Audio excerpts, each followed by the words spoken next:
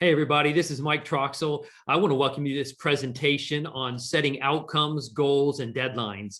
I've worked with a lot of people over the years who are wanting to make significant changes in their life, in their finances, particularly in their health, their physical health, their relationships, a number of areas that I've worked with them. And I found that there are some common hangups. One of those I want to deal with in this lesson. People often, when they're trying to make change and they're trying to kind of chart out a course for the direction they want to go and how they want to get there, they often tend to bite off more than what they really can chew realistically. And then they get overwhelmed and discouraged, and then they give up.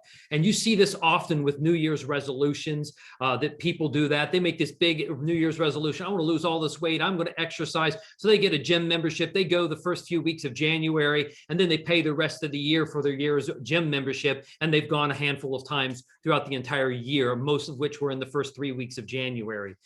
So we don't help make sure that you don't run into that kind of situation, that you know how to take and put together a list of your outcomes that you're wanting or results, your list of goals and that are going to get you there, your steps, and then deadlines or time frames in which you're going to accomplish each of those steps. And so we're going to look at that. I'm going to show you on my screen here just a second so we can take a look at that together.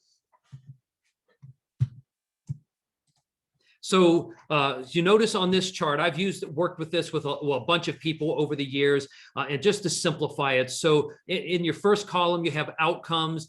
Those are really the results you're looking to get. That's what you want to accomplish, where you want to go, your ultimate destination. And then you have your goals. Those are all the little stops along the way, many destinations. They're going to get you to the end result. And then the deadlines is a time frame that you're going to give to accomplish each of those steps so you can reach ultimately to that final outcome in a realistic time frame for you.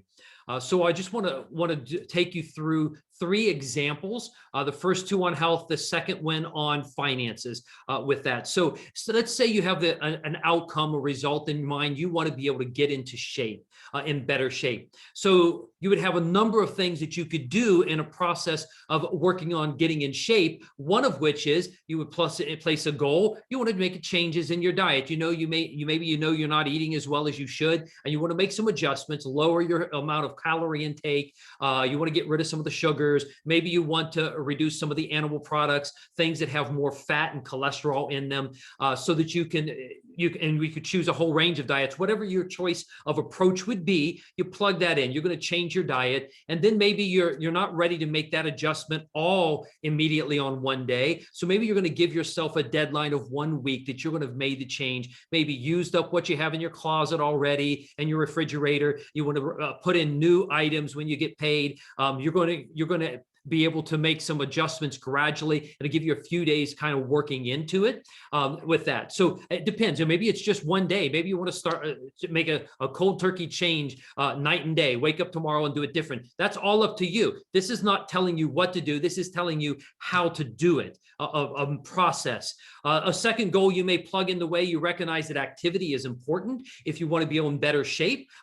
So you're going to set a goal that you want to start out, and you want to start out walking in your neighborhood or on a treadmill that you have at your house, and you're going to start walking, just little things, maybe parking your car. Maybe you'll plug that one of the things, you'll park farther away in the parking lot instead of trying to get that closest spot, and you're going to walk farther. Maybe you're going to go up the stairs instead of taking the elevator, and you're going to plug in your deadline on that. So I just plugged there, walk daily, and you're going to start that tomorrow. You're going to give yourself 1 day, 24 hours to start that. Maybe the first day when you're writing this out is not the time you want to start. You're going to set it to get up early in the morning the next day. And then maybe you want to plug in that you want to join a fitness club, but you don't want to do it immediately because maybe you haven't been as active.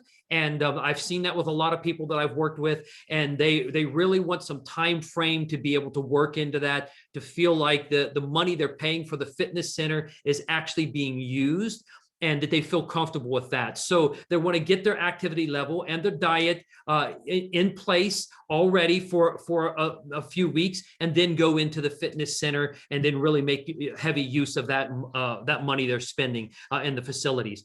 And then maybe you plug in a last one of those goals as to lose 20 pounds. And you're going to give yourself 90 days. Now, here's what's interesting.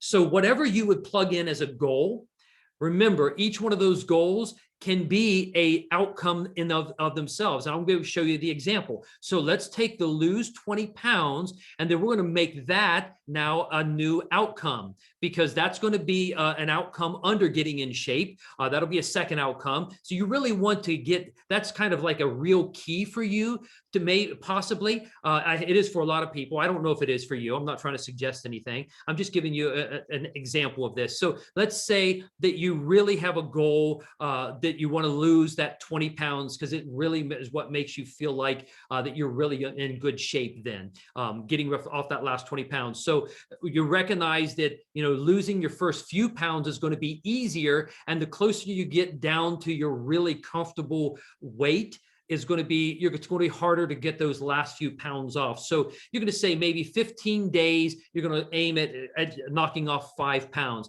And then the next, a total of 10 pounds from the time of start. So 30 days down the road, you will have wanted to have lost 10 pounds. And then maybe 60 days down, you'll say you want to have lost 15 pounds. And then ultimately your 20-pound goal, which is your outcome, you want that ultimately, that last step in there to get down to that last bit of the 20 pounds. You want to say that that's going to take you maybe 90 days, an additional 30 days to go that last 5 pounds, just as you knock it down there, and total of 90 days, and you plug that in. Here's how you could do an example of something with your money. So a very common thing, I work with a lot of people with money, getting out of debt, building investment portfolios, how do they build wealth, planning their financial future, preparing for retirement, retiring and living comfortably in retirement, adding additional streams of income. You could plug any of those things in as outcomes and then build your goals and deadlines around that. So I just plugged in what is absolutely the most common thing that most people tell me, and that is they want to be able to get out of debt. And that could be you too. I don't know. Again, not suggesting anything, just giving you an example of how this would happen. Let's say you wanted to get out of debt. That's your outcome, your result. And then you're going to plug in one of your goals here. The first goal is you're going to pay off your credit card. Maybe that's a Discover card you have, and you're going to give yourself 4 months to pay off the Discover card. That would all be dependent upon the balance that you have and the amount of available or disposable or free income that you have at the end of the month. And there are steps that I work with people to help them be able to free up more income and identify that, so they can put together a realistic plan for how to pay off those credit cards in order and get it accomplished. But let's say you're going to give yourself 4 months based on the balance on the credit card and the amount of extra income or net income, free income you have of cash flow every month. And so in 4 months, you'll have paid off the first credit card, and then the second credit card, while you're still paying on that, you'll take you another 2 months to finish paying off that credit card. And then you'd have a third credit card. It'll take you another additional 2 months, you would say. So a total of 8 months, you have paid off 3 credit cards during that time. And then you would have a student loan, a small balance, and you just apply all of that money and say you want to look at in 12 months, you want to pay off your student loan. I don't know if that's realistic in your situation or not. I don't even know if you have debt. I'm just giving you an illustration of what you can do to be able to set this out. Now, it is very important that you put a deadline for each one of your goals. This is what makes it tangible and measurable for you.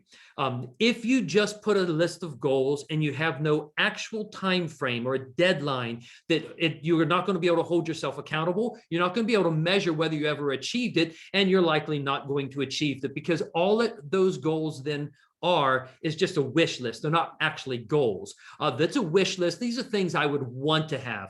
But as soon as you slap a deadline on to that wish, it's no longer a wish. Now it is a goal. I'm working toward it, and here's the time frame in which I have to accomplish it, and it's got to be done then. And I'm going to hold myself accountable to that. So that's very important. Always add the deadline to your goals so that you keep yourself on track, you can measure it, and you know where you're going. And then I want to just mention the most important part of the entire process of whatever plan you would put together is really found in the follow-up. Follow-up is critical. It's easy to put something on paper, to write deadlines, to attach it to your goals, and to put all that together for one big picture to get your outcome or result. But it is actually implementing that plan where the rubber meets the road, where the challenge happens. The plan is easy. It's the actual execution of that plan where people really get tripped up mostly. And so this is very important. So I just want to emphasize, you want to take the time and track your progress. So it could be a number of ways. I just threw a couple suggestions here. You could put a to-do list in some app on your phone or your computer, or write it out on a piece of paper or in your calendar program, whatever it is. Maybe you want to just write a list of to-dos with check boxes. And as you accomplish that to-do, maybe add a date to it, when that deadline is in the system. And then you just check it off. When it happens, it disappears and falls out of your list. And then you're just looking at the current to-dos that you have, or checklists that you have left. You can also chart your results. So there are different things. You can draw out a chart of whatever. Maybe it's a chart that tracks, the date that you weigh yourself, and then what your weight is, and so you can see how many pounds you lost. Maybe you're, instead of just tracking your weight, maybe you're going to track also and keep tabulating what your positive or negative weight gain, weight loss is during that time for that. So those are just different things you could do. Like I said, weight change, weight loss, or in the terms of finances, you would just take your debt balances. You could track those, and you're doing them in a monthly personal financial statement, which I teach people how to do. Very extremely valuable. The wealthy do this. They keep track of their finances in their businesses and their personal home finances every single month. Sometimes they have it done multiple times a month, because it's very important to track everything. Here's the principle.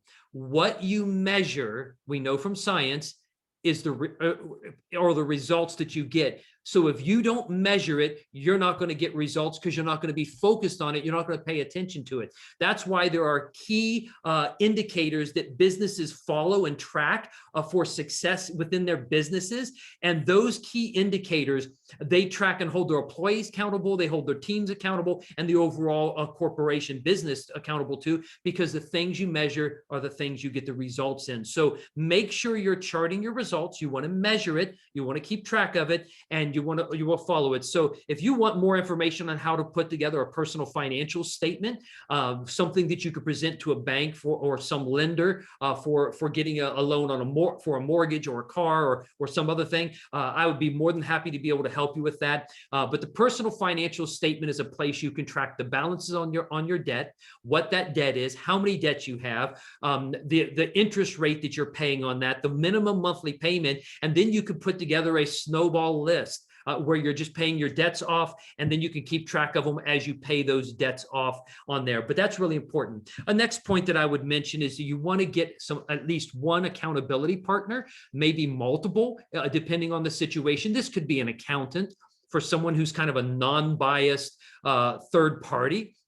Could be an attorney, could just be a friend, or it could be your spouse or your partner, your partner that you're in a relationship with, or it could be your child, a brother, a sister. It could be a number of different options of things you could do that will hold you accountable, but it has to be someone you're going to absolutely be honest with, and that they're going to be honest with you and hold you accountable. They're going to ask the tough questions. They're not going to accept you to try to hem and haw and try to be shifty with what your answers are, but they're going to hold you accountable on a regular basis, and that you guys are going to touch base, because that's going to help keep motivating you. Maybe you'll find accountability partner. It could be your spouse, and you're cheering each other on. It could be a friend or brother and sister. My wife and her sister, they are doing some fitness program, and they've connected each other socially on their fitness app, and they track each other and keep up with each other. And it's a fun thing. They're challenged by the fact that the other may be ahead one day or behind, and they just have fun with that. And so doing that is important for the accountability. You want it to be something that's pleasant. You want it to be someone who's nice,